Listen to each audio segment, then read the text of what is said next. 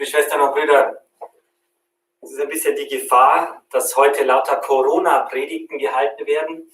Ich möchte keine Corona-Predigt halten, aber trotzdem, als ich die Texte gelesen habe und so diese gegenwärtige Situation im Hinterkopf hatte, da springt ganz viel entgegen. Da wird die Schrift, die Heilige Schrift, ganz lebendig und kann uns helfen, in dieser Zeit auch Wegweisung von Gott her zu bekommen. Es gibt ganz viel zu sagen. Ich möchte versuchen, 3 Punkte herauszugreifen. Wir haben dieses Evangelium gehört von der Samariterin. Die Samariterin, die zur Mittagsstunde an den Brunnen kommt. Die Israel kennen, sagen, es ist ganz ungewöhnlich. Das war nicht die Zeit, wo die Leute zum Brunnen gehen. Sie gehen in den milden Morgen- oder Abendstunden, aber nicht bei der Mittagshitze, wie es hier auch heißt. Sie ist dorthin gegangen, so deutet man, weil sie eben ziemlich isoliert war, weil sie sich nicht dem Gerede der Menschen aussetzen wollte, weil sie allein war. Sie hat vielleicht kein so ganz geradliniges Leben gehabt und da wollte sie nicht die Blicke und das Gerede auf sich ziehen. Isolation. Isolation, das ist auch ein Thema, das durch diese neue Situation uns ganz stark betrifft. Isolation. Viele trauen sich nicht mehr aus dem Haus, gerade ältere, Kranke, die Sorge haben, dass dieser Virus ihnen tatsächlich das Leben nehmen könnte. Und andere sind in Panik, vielleicht auch ganz unbegründet. Oder dass wir einfach tatsächlich Sozialkontakte meiden sollen. Das ist momentan das Gebot der Stunde, das ist auch richtig.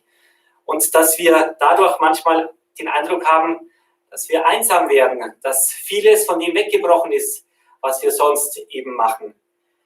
Aber wir sind nicht eingeladen, uns zu isolieren. Wir sind eingeladen, jetzt vernünftig zu sein, den Vorgaben, die schlaue Menschen erdacht haben oder eben erkannt haben, das umzusetzen, da jetzt auch nicht rauf und runter zu diskutieren, ob das richtig oder falsch ist, sondern eben in dieser Situation das Beste draus zu machen. Und wir können eben gegen die Isolation vorgehen, indem wir jetzt gemeinsam über diese Medien verbunden sind. Ich habe mir gedacht, wenn Corona vor 15, 20 Jahren gekommen wäre, was hätten wir gemacht? Wir hätten kein WhatsApp gehabt, wir hätten kein Livestream gehabt, wir hätten viele Möglichkeiten nicht gehabt. Also nutzen wir diese neuen Möglichkeiten der Kommunikation, um in Kontakt zu bleiben, um miteinander auch Gemeinschaft zu leben. Überlegen wir auch, was wir tun können, vielleicht für Menschen, die es besonders betrifft. Unser katholischer Frauenbund zum Beispiel hat die Initiative ergriffen, dass Menschen, die sich nicht mehr raustrauen, gerade alte Menschen, dass sie sich eben melden können und dass jemand dann für sie einkauft oder zur Apotheke geht oder eben auch einen Fahrdienst übernimmt. Oder dass wir da einfach kreativ sind, überlegen, was wir in diesen nächsten Wochen vermutlich noch alles tun können, damit wir nicht vereinsamen, damit wir eine ganz andere, ganz neue Gemeinschaft leben. Ein zweiter Punkt ist, dass es hier um eben auch die Anbetung im Geist geht. Jesus, der sagt, ihr müsst im Geist und in der Wahrheit anbeten. Nicht hier auf diesem Berg betet ihr an, sondern im Geist und in der Wahrheit.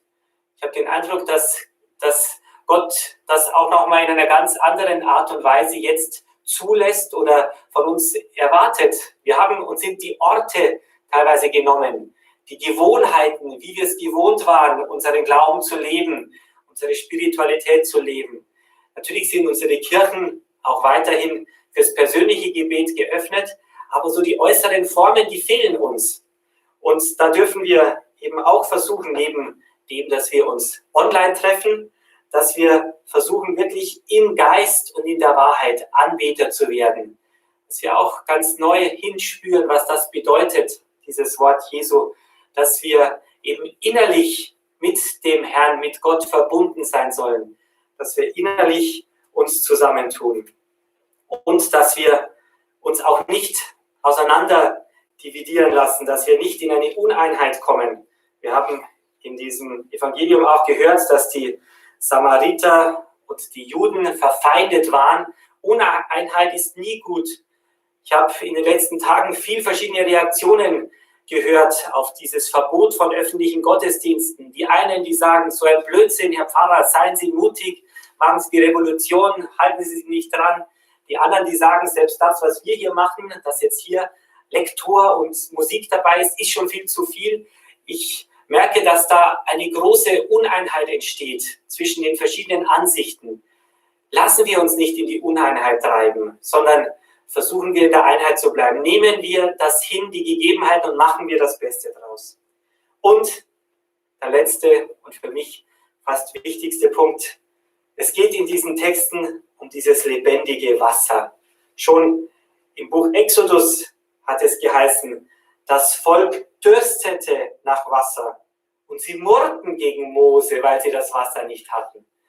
Also wenn wir Durst haben, dann fangen wir an zu schimpfen, fangen wir an zu murren, fangen wir auch an zu überlegen, wo können wir das Wasser herbekommen.